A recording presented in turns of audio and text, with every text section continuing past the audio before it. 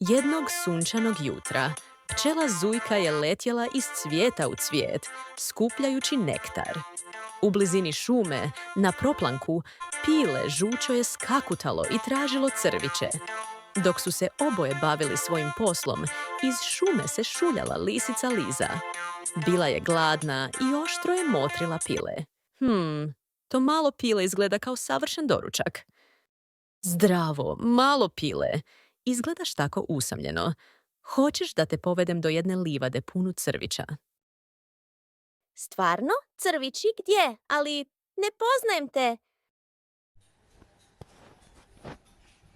Žučo, ne idi s njom. To je lisica Liza. Svi znaju da je jako lukava i voli varati.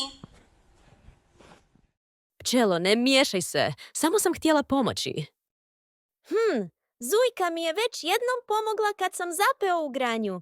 Vjerujem njoj. Brzo, Žučo, poletimo prema farmi. Ja ću letjeti iznad i pokazivati ti put. Mrzim pametne pčele i oprezna pilića. Hvala ti, Zujka. Da nije bilo tebe, možda bi sad bio doručak. Sve dok smo prijatelji i pomažemo jedni drugima, lisice nemaju šanse.